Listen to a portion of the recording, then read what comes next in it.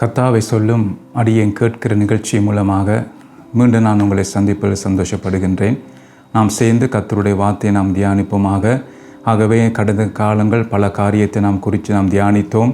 மீட்கப்படும் நாளுக்கு நாம் ஆயத்தப்படுவதற்கேற்ற பல சத்தியங்களை ஆவியானவர் நமக்கு கற்றுக் கொடுத்தார். ஸோ அந்த வார்த்தையை கேட்கிறதில்ல, அதை நாம் கை கொள்ள வேண்டும். அதுதான் ஆண்டவர் நம்மிடத்தில் எதிர்பார்க்கிறார். இன்றைக்கு நாம் பல செய்தியை கேட்கிறோம், ஆனால் நாம் அதை கை கொள்வது தான் மிகவும் குறைவு. ஆகவே நாம் கை கொண்டால்தான் நம்முடைய வாழ்க்கையிலே மாற்றம் வரும். இப்போ நாம் பல காரியத்தை நாம் அறிந்திருக்கிறதுனாலே நம்முடைய அறிவு பெருக்கும். ஆனால் நாம் அந்த கேட்ட வார்த்தையை நாம் கை கொள்ளாட்டால் நம்முடைய வாழ்க்கையிலே கர்த்தர் எதிர்பார்க்குற அந்த மாற்றங்கள் நம்முடைய வாழ்க்கையிலே வராது. அப்போ அதனால் தான் கர்த்தர் நமக்கு என்ன நம்மிடத்தில் என்ன எதிர்பார்க்கிறார் என்று சொன்னால், கர்த்தருடைய வார்த்தையை கேட்டு இவன்படி செய்கிறவன் தான் அங்கே நாங்கள் மத்தேயுவில் நாங்கள் பார்க்குறோம். அப்போ அப்படியான காரியத்தை செய்யும் போது தான் உலகத்தை நோக்கி எப்படியான பிரச்சனைகள் வந்தாலும், எப்படியான பார்த்தீங்கன்னா போராட்டங்கள் வந்தாலும் நாம் அசைக்கப்படாதபடிக்கு நாம் கர்த்தருக்குள் நாம் நிலைத்திருப்போம். அதுதான் மிக மிக முக்கியம். கர்த்தருடைய வார்த்தையை கேட்டு அதன்படி செய்வது. அப்போ தான் நம்முடைய வாழ்க்கையிலே நாம் தப்ப முடியும். இப்போ இந்த உலகத்தை நோக்கி வருகிற தீங்குகள், ஸோ பல காரியத்தை நாம் கேள்விப்படுகிறோம். நமக்கு ஒரு பயம் வந்திருக்கிறது. ஸோ என்னமா முடிய போகிறதோன்னு சொல்லி நமக்கு பல பார்த்தீங்கன்னா பயம் இருக்கிறது. ஸோ என்ன செய்வது, எது செய்வது, இப்படியான யுத்தங்கள் வரும்போது, பஞ்சங்கள் வரும்போது நாம் எங்கே போவது, எங்கே ஒளித்து கொள்வது, ஸோ இப்படி பலவிதமான கேள்விகள் நமக்குள்ளே காணப்படுகிறது. ஆனால் நாம் என்ன செய்வோம் என்றால், கர்த்தருடைய வார்த்தையை கேட்டு அதன்படி நம்முடைய வாழ்க்கையை நாம் வாழும்போது கர்த்தர் என்ன செய்வார் என்றால், உலகத்தை நோக்கி வருகிற இந்த சோதனை காலத்திலே அவர் நம்மை தப்புவிப்பார் என்று சொல்லி அவர் நமக்கு வாக்கு கொடுத்திருக்கிறார். அதான் வெளிப்படுத்தல் 3ஆம் அதிகாரத்தை நாங்கள் பார்க்குறோம். அப்போ ஆண்டவர் நமக்கு வாக்கு கொடுத்திருக்கிறார். அப்போ ஒரு மனுஷன் வாக்கு கொடுத்தால் பாருங்கள், அதை நாம் நம்ப முடியாமல் இருக்கும். மனுஷன் வாக்கு மாறுவான். ஆனால் கர்த்தர் வாக்கு கொடுத்தாரா இருந்தால் அவர் மாறமாட்டாள். அப்போ கர்த்தர் வாக்கு கொடுத்தால் நாம் செய்ய வேண்டிய காரியங்களும் அங்கே இருக்கிறது. அப்போ அந்த வார்த்தைப்படி நம்முடைய வாழ்க்கை இருந்தால்தான் கர்த்தர் என்ன செய்வார்னா நம்முடைய வாழ்க்கையிலே பார்த்தீங்கன்னா அவர் நம்மை பாதுகாப்பார். அங்கே கர்த்தருடைய வார்த்தையை நாங்கள் அங்கே பார்க்குறோம். பாருங்கள், அப்போ கடந்த முறை நாங்கள் பார்த்தீங்கன்னா கிறிஸ்துவுக்குள் என்னுடைய வாழ்க்கை இருக்க வேண்டும் என்று சொல்லி நாங்கள் பார்த்தோம். அதுதான் மிக முக்கியம். நம்முடைய வாழ்க்கையிலே ஒவ்வொருவருடைய வாழ்க்கை, அது சிறியோராக இருக்கலாம், பெரியோராக இருக்கலாம், ஊழியக்காரராக இருக்கலாம், சபை நடத்துகிற தலைவர்களாக இருக்கலாம். ஸோ யாராக இருந்தாலும் ஒவ்வொரு கிறிஸ்தவர்களும் பார்த்தீங்கன்னா என்ன செய்ய வேண்டும் என்றால் அவங்களுடைய வாழ்க்கை கிறிஸ்துவுக்குள் இருக்க வேண்டும். அப்போ தான் நாங்கள் பார்த்தோம் அங்கே கர்த்தருடைய வார்த்தை சொல்லுகிறது, கிறிஸ்துவுக்குள் மரித்தவர்கள் முதலாவது எழுந்திருப்பார்கள் என்று சொல்லி அங்கே கர்த்தருடைய வார்த்தை சொல்லுகிறது. அப்போ அது என்ன அர்த்தம் என்றால், நம்முடைய மரணம் வரும்போது நாம் கிறிஸ்துவுக்குள் இருக்க வேண்டும். நம்முடைய வாழ்க்கை அதுதான் முக்கியம். அப்போ அதனால தான் நாம் இருக்கிற இந்த குறுகிய காலத்திலே நம்முடைய வாழ்க்கை எப்படி கிறிஸ்துவுக்குள் நாம் வாழ வேண்டும் என்று சொல்லி தான் ஆவியானவர் பல காரியத்தை நமக்கு கற்றுக் கொடுத்து கொண்டு வருகிறார். அப்போ அந்த காரியத்தை நாம் கை கொண்டு அதன்படி நாம் வாழும்போது நம்முடைய வாழ்க்கை நிச்சயமாக கிறிஸ்துவுக்குள் காணப்படும். அதான் நாங்கள் பார்க்குறோம். அப்போ நாங்கள் பார்த்தோம், சத்தியமுள்ளவரை நாம் அறிந்து கொள்வதற்கேற்ற புத்தி நமக்கு இருக்க வேண்டும் என்று சொல்லி. அந்த புத்தி, அந்த அறிவு தான், சத்தியமுள்ளவரை அறிகிற அந்த அறிவு தான் என்னுடைய வாழ்க்கையில மாற்றத்தை கொண்டு வரும். அதாவது கிறிஸ்து என்னிடத்தில் எப்படியான ஒரு மாற்றத்தை, எப்படியான ஒரு வளர்ச்சியை என்னிடத்தில் எதிர்பார்க்கிறாரோ அந்த மாற்றமும் அந்த வளர்ச்சியும் எனக்குள் காணப்படும். அப்போ அந்த நாள் வரும்போது உண்மையும் உத்தமான ஊழியக்காரனே என்னுடைய சந்தோஷத்தில் பிரவேசி என்று சொல்லி நம்மை பார்த்து ஆண்டவர் சொல்லுவார். எவ்வளோ பெரிதான ஒரு பாக்கியம். கர்த்தர் நம்மை பார்த்து இந்த வார்த்தையை சொல்லும் போது எவ்வளோ நமக்குள்ள சந்தோஷமாக இருக்கும். உலக ரீதியாக அவர்கள் நாம் எப்படி கூப்பிடுறார் என்பதை விட கர்த்தர் நம்ம எப்படி கூப்பிடுகிறார் என்பதுதான் முக்கியம். அப்போ உண்மையும் உத்தமமான ஊழியக்காரனே என்று சொல்லுகிற அந்த வார்த்தை நமக்கு எவ்வளோ மகிழ்ச்சியை தருகிறது என்று பாருங்கள். அப்போ அதுக்காகத்தான் நம்முடைய வாழ்க்கை எப்படி இருக்கணுமா, இந்த உலகத்தில் நாம் வாழும் காலத்திலே நாம் ஒரு குறிக்கோள் நமக்கு இருக்க வேண்டும். என்னென்று சொன்னால், சத்தியமுள்ளவரை அறிந்து கொள்வதற்கு ஏற்ற புத்தி எனக்கு இருக்க வேண்டும். அப்போ அதற்காகத்தான் நான் இந்த பூமியிலே வாழும் இந்த காலத்திலே என்னுடைய கிரியை எல்லாம் சத்தியமுள்ளவரை அறிந்து கொள்வதற்கேற்ற விதமாகத்தான் இருக்க வேண்டும். என்னுடைய ஜெபங்களும் சத்தியமுள்ளவரை அறிந்து கொள்வதற்கேற்ற விதமாகத்தான் இருக்க வேண்டும். அப்போதுதான் என்னுடைய வாழ்க்கை கிறிஸ்துவுக்குள் இருக்கும். அதான் நாங்கள் பார்த்தோம். அப்போ சத்தியமுள்ளவரை அறிந்து கொள்வதற்கேற்ற புத்தி எனக்குள் பாருங்க என்ன செய்யும்னு சொல்லி நாங்கள் பார்த்தோம். அப்படியான புத்தி எனக்குள் இருந்தால் அது என்னுடைய வாழ்க்கையில் எப்படியான மாற்றத்தை அது கொண்டு வருகிறது என்று சொல்லி நாம் அதையும் நாங்கள் தியானித்தோம். பாருங்க, அப்போ அதில் என்ன நாம் கற்றுக்கொண்டோம் என்றால், என்னுடைய விசுவாசம் மனுஷ ஞானத்தினால் நிற்காமல் தேவனுடைய பலத்தினால் நிற்கும்படிக்கு அந்த செய்யும். அந்த புத்தி, அதாவது சத்தியமுள்ளவரை அறிந்து கொள்வதற்கேற்ற புத்தி பாருங்க எனக்குள் என்ன கொண்டு வருமாம், என்னுடைய விசுவாசம் மனுஷ ஞானத்தினாலே நிற்காதபடிக்கு தேவனுடைய பலத்தினாலே நிற்கும்படிக்கு அதை என்னை நடத்தும் தேவனுடைய புத்தி. அப்போ அதுதான் நாம் கடந்த முறை நாங்கள் பார்த்தோம். பவுலின் வாழ்க்கையில் இருந்த காரியத்தை நாங்கள் பார்த்தோம். அவர் கற்றுக்கொண்ட காரியத்தை அதை நாம் தியானித்தோம். அதெல்லாம் காரியத்தை அவர் எழுதுகிறார். 1 கொரிந்தியரில் நாங்கள் பார்க்குறோம் 2ஆம் அதிகாரத்திலே அவர் அந்த சம்பவத்தை எழுதுகிறார். அப்போ அதனால தான் நம்முடைய வாழ்க்கையில் மாற்றங்கள் வந்து கொண்டே இருக்க வேண்டும், நம்முடைய வாழ்க்கையில் வளர்ச்சி வந்து கொண்டே இருக்க வேண்டும். அப்போ அதுதான் ஒரு கிறிஸ்தவனுடைய வாழ்க்கையில் அதுதான் மிக மிக முக்கியம். அப்போ நான் கிறிஸ்துவுக்குள் வாழ்கிறேன்க்கு எது அடையாளம் என்றால் என்னுடைய வாழ்க்கையில் வளர்ச்சி வருவது. நான் ஒரு கிறிஸ்தவனாக மாத்திரம் இருந்தால் நாம் அந்த ரட்சிக்கப்பட்ட பேர் நமக்கு இருக்கும். ஆனால் என்னுடைய வாழ்க்கையில் பரலோகம் எதிர்பார்க்குற அந்த வளர்ச்சி நம்முடைய வாழ்க்கையில் இருக்காது. அப்போ என்னென்று சொன்னா நாம் கிறிஸ்தவனாக மாத்திரம்தான் நாம் இருக்கிறோம். அப்போ அது ஆபத்து. கிறிஸ்தவனாக நாம் இருந்தோம் என்றால் அது நமக்கு ஆபத்தாக இருக்கும். ஏனென்றால் வேதம் சொல்லுது, கிறிஸ்துவுக்குள் மரித்தவர்கள் முதலாவது எழுந்திருப்பார்கள், மற்ற உயிரோடு இருக்கிற நாமும் மறுரூபமாகுவோம் என்று சொல்லி அங்கே கர்த்தருடைய வார்த்தை நமக்கு சொல்லுகிறது. அப்போ அதனால தான் நம்முடைய குறிக்கோள் என்னென்றால், இந்த உலகத்திலே வாழும் காலத்திலே நாம் கிறிஸ்துவுக்குள் மரிக்க வேண்டும் அல்லது கிறிஸ்துவுக்குள் வாழ வேண்டும். இது 2 காரியமும் நம்முடைய வாழ்க்கையில் முக்கியம்.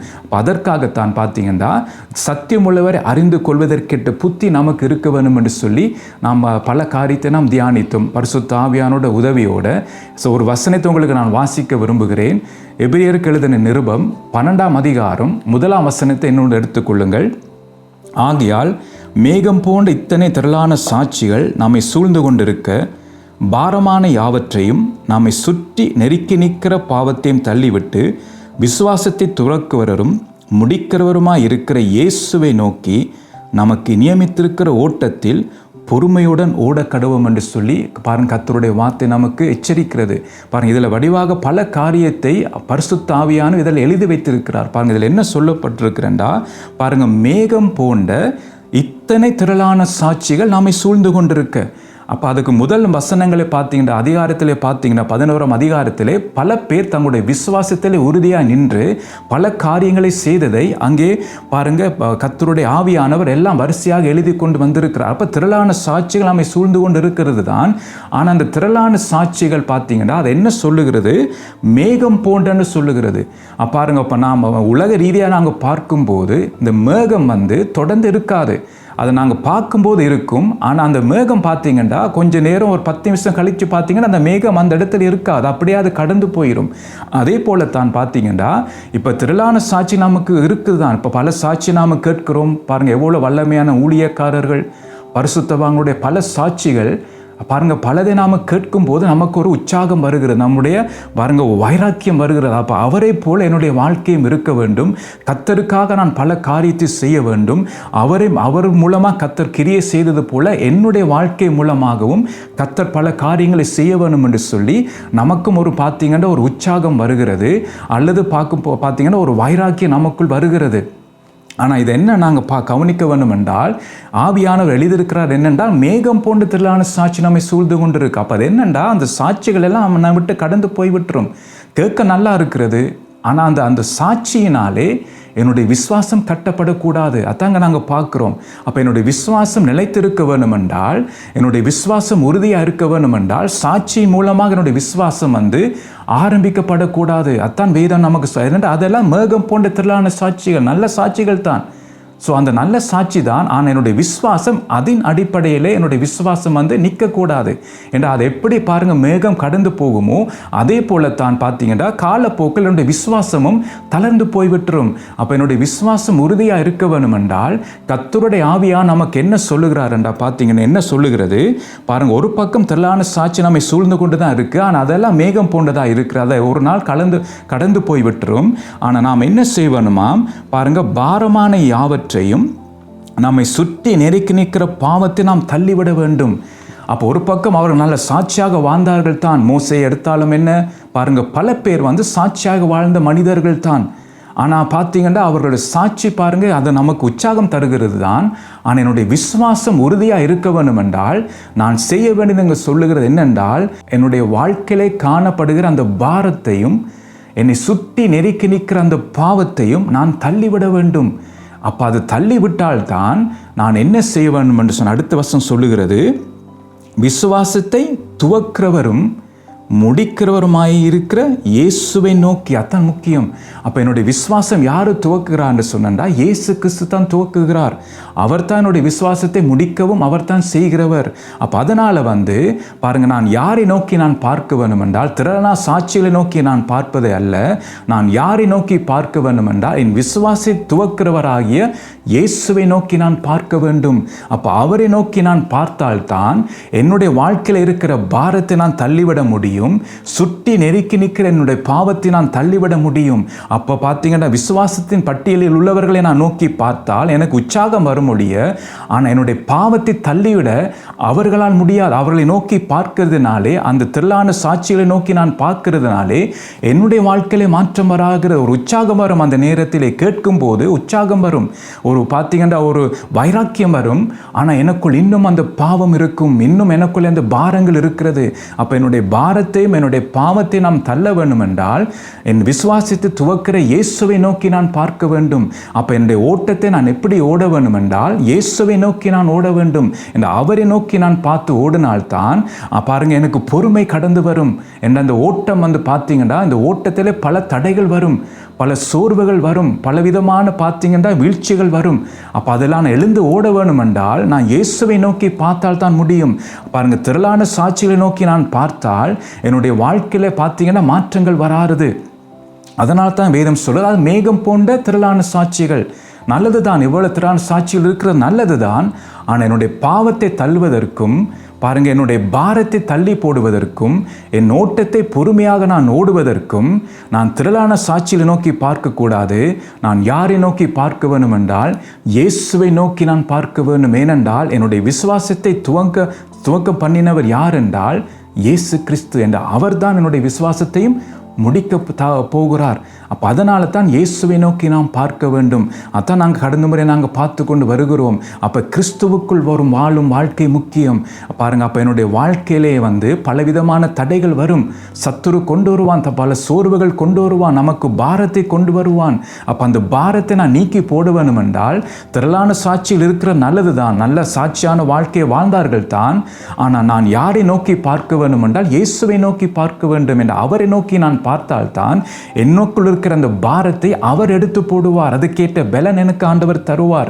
அதே நேரத்தில் என்னை சுற்றி நெருக்கி நிற்கிற பாவம் இருக்கிறது. என் இந்த பாவம் எனக்குள்ளே வராதபடிக்கு, அந்த பாவத்தின் வஞ்சனையினாலே நான் இழுக்கப்பட்டு போய்விடாதபடிக்கு பாருங்க, அதுக்காகத்தான் அவரை நோக்கி நான் பார்க்க வேண்டும். அதுக்கு அவருடைய பலன் எனக்கு தேவை. அப்போ இயேசுவை நோக்கி பார்த்தால் தான் நாங்கள் வெக்கப்பட்டு போகாதபடிக்கு நாம் இருப்போம். அப்போ அதனால் தான் கர்த்தருடைய வார்த்தை சொல்லுகிறது, திரளான மேகம் போன்ற திரளான சாட்சி நாமே சூழ்ந்து கொண்டு இருக்கிறது தான். ஆனால் நாம் யாரை நோக்கி பார்க்க வேண்டுமாம்? இயேசுவை நோக்கி நாம் பார்க்க வேண்டும்.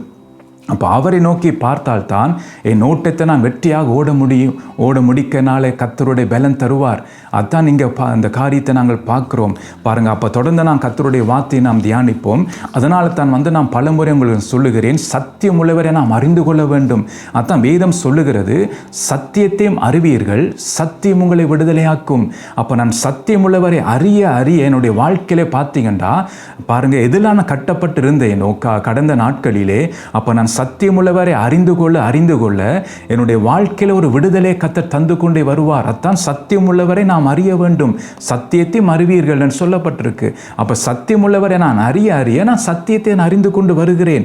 அப்போ அந்த சத்தியம்தான் எனக்கு விடுதலையை தரும். திரளான சாட்சிகளை அறிந்து கொள்வதனால் அல்ல, சத்தியமுள்ளவரை அறிந்து கொள்வதனாலே தான் எனக்கு விடுதலை வரும். அதான் வேதம் நமக்கு அழகாக எழுதி வைத்திருக்கிறது. சத்தியத்தையும் அறிவீர்கள், சத்தியம் உங்களை விடுதலையாக்கும் என்று சொல்லி. அப்போ இன்றைக்கு உங்களுடைய வாழ்க்கையில் ஒரு விடுதலைக்காக நீங்கள் ஏங்கிக் கொண்டு இருக்கிறீங்களா? பல முறை நீங்கள் விழுந்து எழும்பிக் கொண்டு இருக்கிறீங்களா? உங்களுக்கு விருப்பம் இருக்கு, கர்த்தருக்காக ஓட வேண்டும், பரிசுத்தமாக வாழ வேண்டும், அவருடைய சித்தத்தை செய்ய வேண்டும் என்று சொல்லி. ஆனால் உங்களை சுட்டி நெருக்கி நிற்கிற அந்த பாவம் உங்களை விடுது இல்லையா? அப்போ நீங்கள் செய்ய வேண்டியது என்னன்னு தெரியுமா? சத்தியமுள்ளவரை அறிந்து கொள்வ வேண்டும். அதற்கேட்ட ஜெபத்தை நீங்கள் செய்ய வேண்டும். பரிசுத்த ஆவியார் நமக்கு உதவி செய்வார். சத்தியமுள்ளவர் அறிந்து கொள்வதற்கேற்ற விதத்திலே ஆவியார் நம்மை நடத்துவாரத்தான் நாங்கள் ஆரம்பத்தை நாங்கள் பார்த்தோம். உன்னதத்திலிருந்து வருகிற பலத்தினாலே நாம் தரிப்பிக்கப்பட வேண்டும் என்று சொல்லி. அப்போ அந்த பலத்தால் மாத்திரம்தான் நாம் சத்தியமுள்ளவரை அறிந்து கொள்ள நம்மால் முடியும் என்ற அவருடைய பலத்தாலே தான் நாம் சத்தியமுள்ளவர் இன்னும் அறிய நம்முடைய வாழ்க்கையிலும் விடுதலை வரும்.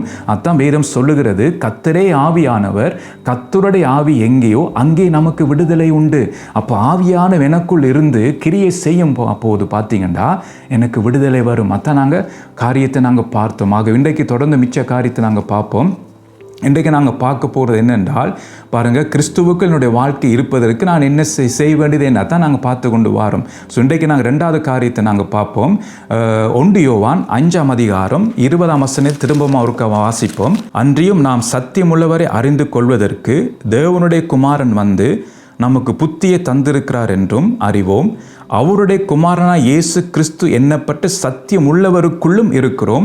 இவரே மெய்யான தேவனும் நித்திய ஜீவனுமாக இருக்கிறார். பாருங்க, தான் நாங்கள் வசனத்தை நாம் தியானிக்க நாம் ஆரம்பித்திருக்கிறோம். அப்போ முதலாவது நாங்கள் பார்த்தோம், சத்தியமுள்ளவரை அறிந்து கொள்வதற்கேற்ற புத்தி நமக்கு வேண்டும். அதுதான் முதல் காரியம்.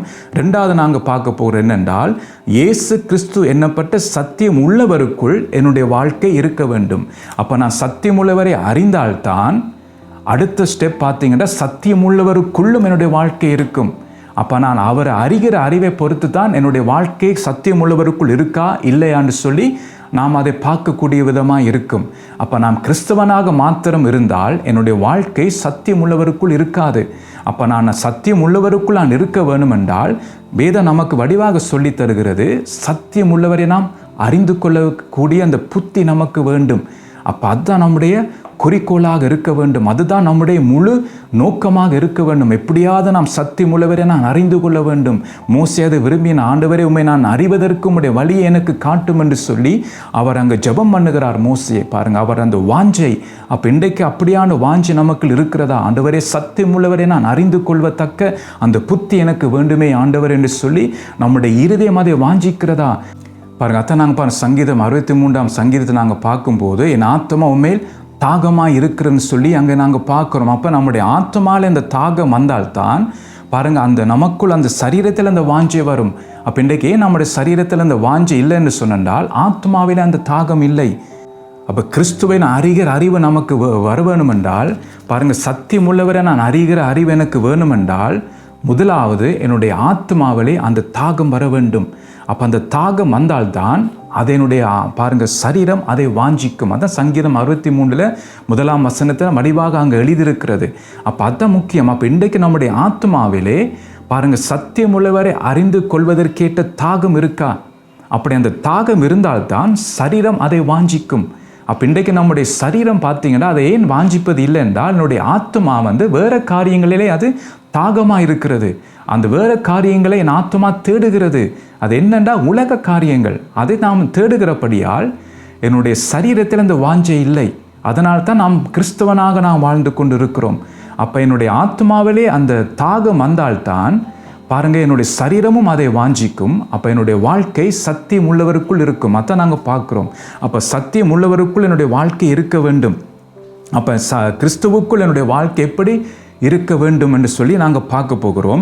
பாருங்கள், யோவான் எழுதின சுவிசேஷம் 15ஆவது அதிகாரம் 4ஆம் வசனத்தை நான் உங்களுக்கு வாசிக்கிறேன்.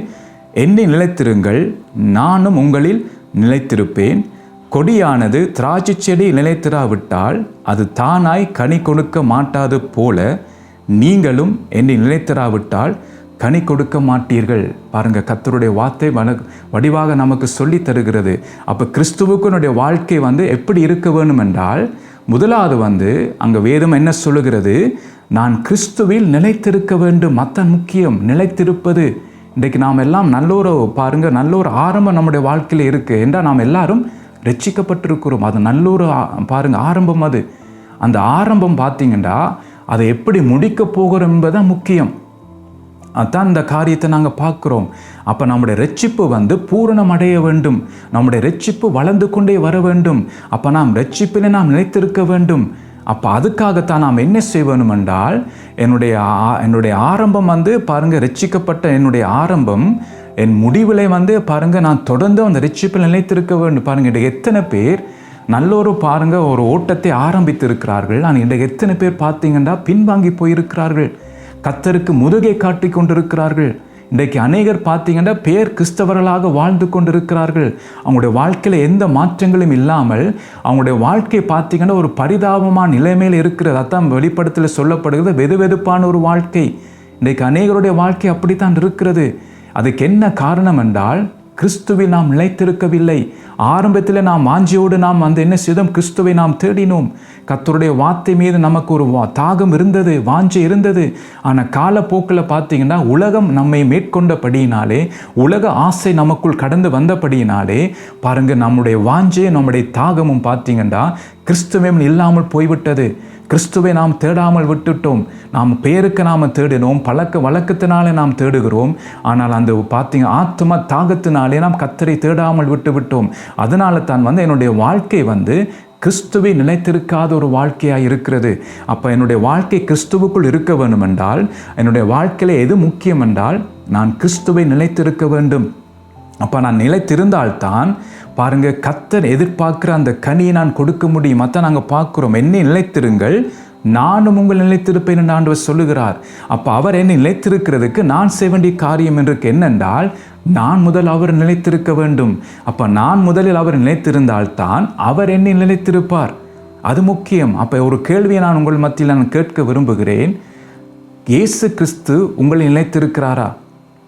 பாருங்க, அது நாம் கேட்க வேண்டும். என்னிலே இயேசு நிலைத்திருக்கிறாரா? அப்போ நான் இயேசுவில் நிலைத்திருக்காவிட்டால் கிறிஸ்து என்னை நிலைத்திருக்க மாட்டேன். அதான் வேதம் சொல்லுகிறது, என்னை நிலைத்திருங்கள், நானும் உங்கள் நிலைத்திருப்பேன். அப்போ நான் அவரை நிலைத்திருந்தால்தான் பார்த்தீங்கன்னா நல்ல கனி கொடுக்க முடியும். அதான் முக்கியம் இங்கே. அப்போ பாருங்கள், அப்போ கனி கொடுக்கறதுக்கு முன்பாக ஒரு காரியத்தை கவனிக்க வேண்டும் என்றால், கிறிஸ்து என்னை நிலைத்திருக்க வேண்டும். அப்போ அவர் என்னை நிலைத்திருந்தால்தான் நான் கிறிஸ்து என்னிடத்தில் எப்படியான கனியை எதிர்பார்க்கிறாரோ அந்த கனியை என்னால் கொடுக்க முடியும். அதான் இங்கே நாங்கள் பார்க்குறோம். அப்போ கிறிஸ்து என்னை நிலைத்திருக்க வேண்டும் என்றால் நான் முதலில் அவர் நிலைத்திருக்க வேண்டும். அதான் இங்கே கர்த்தருடைய வார்த்தை நமக்கு சொல்லுகிறது. அப்போ அவர் இல்லாமல் நான் தனியாக கனி கொடுக்க முடியாது என்றா. அப்போ நான் நல்ல கனி கொடுக்க வேண்டும் என்றால், பரலோகம் என்னிடத்தில் எதிர்பார்க்கிற கனியை நான் கொடுக்க வேண்டும் என்றால், பாருங்கள், நான் என்ன செய்ய வேண்டும் என்றால் அவரில் நான் நிலைத்திருக்க வேண்டும். அதான் மிக முக்கியம். பாருங்கள், அதான் வேதம் சொல்லுகிறது, நீங்கள் என்னை நிலைத்தராவிட்டால் கனி கொடுக்க மாட்டீர்கள். அதான் வடிவாக சொல்லுகிறது. அப்போ அவரில் நான் நிலைத்திருக்காட்டால் நான் கனி கொடுக்க முடியாது. அப்போ இன்றைக்கு நாம் நினைக்கிறோம் நான் கனி கொடுத்து கொண்டிருக்கிறேன், நான் நினைத்து கொண்டிருக்கிறோம். அப்போ அந்த கனி எப்படிப்பட்ட கனி? அப்போ இதுவரைக்கும் நான் கொடுத்த கனி எப்படிப்பட்டது? அது வேதம் சொல்லுகிறது சுயநீதியான கனி, அது கசப்பான கனியை நாம் கொடுக்கிறோம். என்றால் நான் அவரில் நிலைத்திருந்தால்தான் நான் நல்ல கனி கொடுக்க முடியும். அப்போ இதுவரைக்கும் நான் அவரை நிலைத்திருக்காமல் இன்றைக்கு நான் கனி கொடுக்கிறேன் தான். ஆனால் அந்த கனி கர்த்தர் எதிர்பார்க்குற கனி அல்ல, அது கசப்பான கனி. பாருங்கள், அது கசப்பான கனி. அப்போ அதனால்தான் மிகவும் நாம் கவனமாக இருக்க வேண்டும். நான் அவரை நிலைத்திருக்க வேண்டும். அப்போ அவரை நிலைத்திருந்தால்தான் நான் கனி கொடுக்க முடியும், மற்றபடி நான் கனி கொடுக்க முடியாது. பாருங்கள், இந்த கனி என்று சொல்லுகிறதே, இந்த கனி எதை குறிக்கிறது? எப்படியான கனியை நான் கொடுக்க வேண்டும்? ஸோ அதை பாருங்கள், உங்களுக்கு நான் காட்ட விரும்புகிறேன். எபேசியர் 5ஆம் அதிகாரம் 9ஆம் வசனத்தை என்னோடு எடுத்துக்கொள்ளுங்கள். ஆவின் கனி சகல நற்குணத்திலும் நீதியிலும் உண்மையிலும் விளங்கும் என்று சொல்லப்படுகிறது. அப்போ இந்த கனி தான் பாருங்கள், நான் கொடுக்க வேண்டும் என்றால் நான் என்ன செய்ய வேண்டும் என்றால் கிறிஸ்துவில் நான் நிலைத்திருக்க வேண்டும். அப்போ நான் அவரை நிலைத்திருக்காமல் பாருங்கள், சொல்லப்பட்ட இந்த ஆவியின் கனி நான் என்னால் கொடுக்க முடியும். என்னுடைய பலத்தாலே பாருங்கள், இந்த சொல்லப்பட்ட இந்த கனியை நான் கொடுக்க முடியும். இந்த கனிக்குள் என்ன இருக்காம்? சகல நற்குணம் இருக்கிறது, அடுத்தது நீதி இருக்கிறது, உண்மை இருக்கிறது. அப்போ இத்தான் கனி. அப்போ இந்த கனியை தான் நான் கொடுக்க வேண்டும். அதுக்கு தான் இயேசு சொல்லுகிறார், நீங்கள் என் நிலைத்திராவிட்டால் கனி கொடுக்க மாட்டீர்கள். அப்போ இப்படியான கனியை நான் கொடுக்க முடியாது. அப்போ நான் விரும்புகிற கனி கொடுக்கலாம். ஆனால் அந்த கனி கர்த்தர் எதிர்பார்க்குற கனி அல்ல, அது நான் விரும்புகிற கனி. அப்போ இன்றைக்கு நாம் அநேகர் பேர், அதாவது நாங்கள் விரும்புகிற, அதாவது நாம் எந்த கனியை கொடுக்க நாம் விருப்பமாக இருக்கிறோமோ அந்த கனியை நாம் கொடுத்து கொண்டிருக்கிறோம். அப்போ இந்த கனி கர்த்தர் விரும்புகிற கனி அல்ல. அப்போ அவர் நான் நிலைத்திருந்தால்தான் இங்கே சொல்லப்படுகிற ஆவியின் கனி அதை நான் கொடுக்க முடியும். பாருங்கள், ஆவியின் கனி பார்த்தீங்கன்னா அது 3 தன்மை உடையதை நாங்கள் பார்க்குறோம். ஒன்று நற்குணம்னு சகல நற்குணம்னு சொல்லுகிறது. அது என்ன நற்குணம் என்று? நல்ல குணம். அது பாருங்கள், அதுதான் இங்கே கலாத்தியர் 5ஆம் அதிகாரம் 22, 23 உள்ள வசனங்கள் உங்களுக்கு தெரியும் அந்த வசனங்கள்.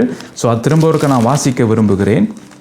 பாருங்கள், கலாத்தியர் 5ஆம் அதிகாரம் 22, 23 உள்ள வசனங்களில் வடிவாக சொல்லப்பட்டிருக்கு அந்த காரியங்கள்.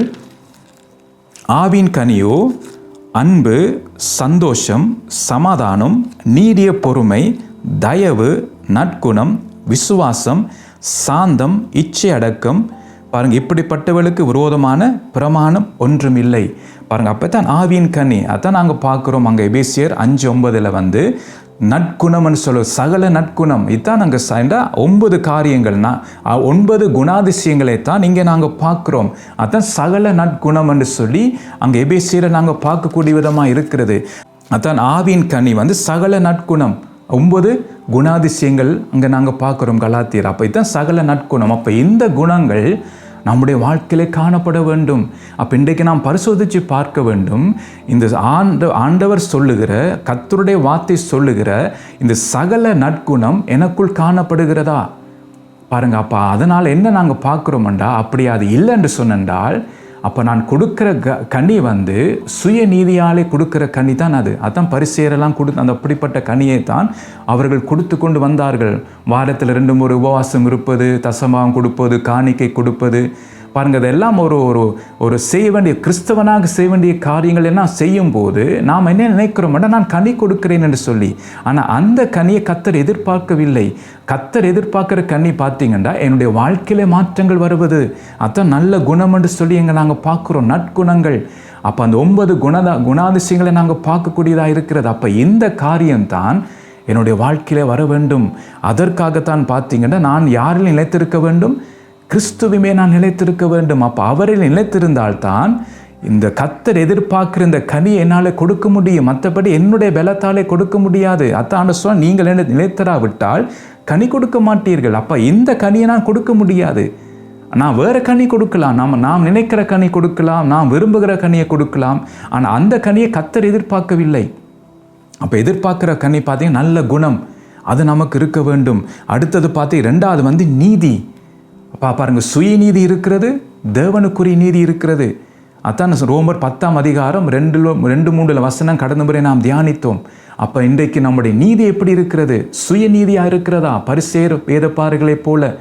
அப்போ அதை நாம் விட்டுவிட வேண்டும். அவருடைய நீதியை விட நம்முடைய நீதி அதிகமாக இருக்க வேண்டும். அப்போ அவளோட அதிகமாக இருக்க வேண்டும் என்றால் நான் தேவ நீதியின்படி என்னுடைய வாழ்க்கை இருக்க வேண்டும். தேவ நீதி கேட்ட விதமாக என்னுடைய வாழ்க்கை வாழ வேண்டும். அந்தாங்க கர்த்தர் சொல்லுகிறார். அப்போ அவருடைய நீதியை விட என்னுடைய நீதி அதிகமாக இருக்க வேண்டும். அப்போ என்னுடைய நீதி அதிகமாக இருப்பதுக்கு நான் என்ன செய்ய வேண்டும் என்றால் கிறிஸ்துவில் நான் நிலைத்திருக்க வேண்டும். அதுதான் வேதம் நமக்கு சொல்லுகிறது. அப்போ என்னுடைய வாழ்க்கை முழுவதும் அவரையிலே நிலைத்திருக்க வேண்டும். அப்போ தான் என்னுடைய வாழ்க்கையிலே பார்த்தீங்கன்னா மாற்றங்கள் வந்து கொண்டே இருக்கும். அவர் எதிர்பார்க்குற கனி நான் கொடுத்து கொண்டே இருப்பேன். சகல நற்குணம் எனக்கு ஒன்றொன்றாய் வந்து கொண்டிருக்கும். பாருங்கள், இந்த 9 குணங்கள் இன்றைக்கு அநேகருக்கு இல்லை அப்படியான காரியங்கள்.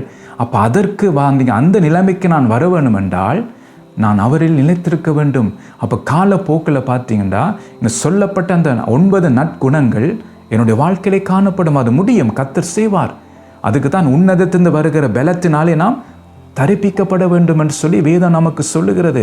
அப்போ அந்த பலத்தாலே இந்த 9 நற்குணங்கள் என்னுடைய வாழ்க்கையிலே கடந்து வரும். அடுத்தது 2வது நீதி. அப்போ அந்த நீதி என்றால் என்னுடைய சுயநீதி அல்ல, தேவ நீதி கேட்ட விதமாக என்னுடைய வாழ்க்கை மாற்றப்படும். அதான் நாங்கள் பார்க்குறோம். இதுதான் ஆவியின் கனி. மூன்றாவது பார்த்தீங்கன்னா உண்மை உள்ள ஒரு வாழ்க்கையை பாருங்கள். அதை நான் வாசிக்க விரும்புகிறேன். எபேசியர் 6ஆம் அதிகாரம் 14ஆம் வசனத்தை நான் வாசிக்கிறேன். சத்தியம் என்னும் கச்சையை உங்கள் அறையில் கட்டினவர்களாயும் என்று சொல்லப்படுகிறது. அப்போ அது என்னென்றால் சத்தியம் என்று பார்த்தீங்கன்னா எதை குறிக்கிறது? உண்மையை குறிக்கிறது. அதாவது ஒரு உண்மை உள்ள ஒரு வாழ்க்கை. அப்போ என்னுடைய வாழ்க்கை உண்மை உள்ள ஒரு வாழ்க்கையாக இருக்க வேண்டும். அப்போ உண்மை உள்ள வாழ்க்கை எப்படி வரும் என்றால் கர்த்தருடைய நீதியின்படி செய்வதனால்தான். அதான் நாங்கள் அடுத்தது பார்க்குறோம். உங்கள் கச்சை அறையில் கட்டினவர்களாயும் நீதி என்னும் மார்க்கவசத்தை தரித்தவர்களாயும். அதான் அந்த மார்க்கவசம். அப்போ ஒன்று நாம் இடுப்பிலே கட்ட வேண்டும். உண்மையான ஒரு வாழ்க்கை என்னுடைய அன்றாட வாழ்க்கையில் இருக்க வேண்டும். அதான் இடுப்பிலே கட்டுவது. அடுத்தது பார்த்தீங்கன்னா நீதி என்னும் மார்க்கவசம். அது முக்கியம். அது ரெண்டும் பாருங்கள் ஒன்று கொண்டு இணைந்து இருக்கிறது. அப்போ இது நம்முடைய வாழ்க்கையிலே முக்கியம். இந்த கடைசி காலத்திலே பாருங்கள், உலகத்தை நோக்கி வருகிற இந்த சோதனை காலத்திலே நானும் நீங்களும் தப்புவதற்கு சொல்லப்பட்ட பார்த்தீங்கன்னா இந்த கச்சை, உண்மை என்னும் கச்சை பாருங்கள், சத்தியம் என்னும் கச்சை நான் இடுப்பிலே கட்ட வேண்டும். அடுத்தது பார்த்தீங்கன்னா நீதி என்னும் மார்க்கவசத்தை நான் தரித்தவனாக இருக்க வேண்டும். அப்போ இதுதான் முக்கியம். அப்போ இதுதான் பார்த்தீங்கன்னா ஆவியின் கனி குறிக்கிறது. அப்போ இந்த ஆவியின் கனியை தான் பாருங்கள் என்னுடைய வாழ்க்கையிலே காணப்பட வேண்டும். இதற்காகத்தான் ஆண்டவர் சொல்லுகிறார், நீங்கள் என்ன நிலைத்திருங்கன்னு சொல்லி. அப்போ அவர் நிலைத்திருந்தால்தான் இந்த ஆவியின் கனி என்னாலே கொடுக்கக்கூடிய விதமாக இருக்கும். அதான்ப்பா, என்னை நிலைத்திருங்கள், நானும் உங்களில் நிலைத்திருப்பேன். அப்போ இயேசு கிறிஸ்து என்னை நிலைத்திருக்க வேண்டுமென்றால் முதலாவது நான் செய்ய வேண்டியது என்ன? நான் முதலாவது அவர் நிலைத்திருக்க வேண்டும். பாருங்கள், அப்போ எவ்வளோ முக்கியம் என்று பாருங்கள். நம்முடைய கிறிஸ்தவ வாழ்க்கையிலே நான் இயேசுவில் நிலைத்திருப்பது பாருங்கள் என்னுடைய வாழ்க்கையில் அது முக்கியம். எப்படி நான் மூச்சு எடுப்பது முக்கியமோ, எப்படி என்னுடைய இருதயம் அடித்து கொண்டிருப்பது முக்கியமோ, அதே போல தான் என்னுடைய கிறிஸ்தவ வாழ்க்கையிலே நான் அவர் நிலைத்திருப்பது முக்கியம். அதுக்காகத்தான் நான் இயேசுவை நோக்கி நான் பார்த்தேன் ஓட்டத்தை நான் பொறுமையை நான் ஓட வேண்டும். அதான் நாங்கள் எபிரேயர் 12:1 நாங்கள் பார்த்து நாங்கள் திரளான சாட்சிகள் இருக்குதான். அதெல்லாம் மேகம் போன்றது. என்னுடைய பாவத்தை நான் தள்ள வேணுமா? எனக்குள் இருக்கிற பாரத்தை நான் தள்ள வேணுமா? நான் யாரை நோக்கி பார்க்க வேண்டும் என்றால் இயேசுவை நோக்கி பார்க்க வேண்டும். அவரை நான் பிடித்து கொள்ள வேண்டும். அப்போதான் எனக்கு நியமித்திருக்கிற அந்த ஓட்டத்திலே நான் பொறுமையாக ஓட முடியும். நம்ம எல்லாருக்கும் ஒரு ஓட்டம் நியமிக்கப்பட்டிருக்கிறது. அப்போ இந்த ஓட்டத்தை நான் எப்படி ஓடுகிறோம் என்பதுதான் முக்கியம். நாம் எல்லாரும் பார்த்தீங்கன்னா அந்த இலக்கை நோக்கி நான் ஓட வேண்டும். நமக்கு குறித்திருக்கிற அந்த ஓட்டத்தை நாம் பொறுமையாக ஓட வேண்டும். அதற்கு தான் நான் இயேசுவிலே நிலைத்திருக்க வேண்டும். அவர் இல்லாமல் இந்த ஓட்டத்தை நான் ஓட முடியாது என்று அவர் தான் எனக்கு பலம் தர வேண்டும். பாருங்க, ஒரு பல பாவங்க கட்டுனாலே நாம் தாக்கப்படுகிறோம். பல பாவம் நமக்குள் வர்றதுக்கு பார்த்தீங்கன்னா முயற்சி பண்ணுகிறது. அப்போ அதெல்லாம் நாம் தள்ளிவிட வேண்டும். அப்போ நாம் விழுந்து விடாதபடிக்கு, நாம் சரிக்கு விழுந்து விடாதபடிக்கு, பிசாசு நம்முடைய போகும் பாதையிலே கண்ணியை விரித்து வைக்காதபடிக்கு, அது நாங்கள் விழுந்து போகாதபடிக்கு நம்மை நாம் காத்துக்கொள்ள வேண்டும். அப்போ அதுக்கு நான் யாரை நோக்கி பார்க்க வேண்டும் என்றால் இயேசுவை நோக்கி நான் பார்க்க வேண்டும் என்று அவரை நோக்கி பார்த்தால்தான் பாருங்கள், அவரிலே நான் நிலைத்திருந்தால்தான் கர்த்தர் என்னிடத்தை எதிர்பார்க்கிற அந்த நல்ல கனியை நான் கொடுக்க முடியும். ஆகவே இன்றைக்கு இதுவரைக்கும் நீங்கள் கனி கொடுத்து கொண்டு தான் இருக்கிறீர்கள். ஆனால் அந்த கனி எப்படிப்பட்டது? கர்த்தர் எதிர்பார்க்கிற நல்ல கனியா, அல்லது உங்களுடைய சுய நீதியினாலே நீங்கள் செய்து வந்த கனியா? அது அப்போ உங்களுக்கே தெரியும். இதுவரைக்கும் நீ கொடுத்த கனி சுய நீதியினாலே உண்டான கனி என்று சொல்லி நீங்கள் உங்களை பரிசோதித்து பார்க்க முடியும். அப்போ நீங்கள் வேதம் எதிர்பார்க்கிற அந்த நல்ல கனி, அந்த ஆவியின் கனியை நீங்கள் கொடுக்க வேண்டும் என்று சொல்லி தான் நாங்கள் பார்த்து கொண்டு வருகிறோம். மிச்ச காரியத்தை தொடர்ந்து நாங்கள் அடுத்த முறைக்கு நாம் தியானிப்போம். கர்த்தர் தாமே உங்களை ஆசீர்வதிப்பாராக.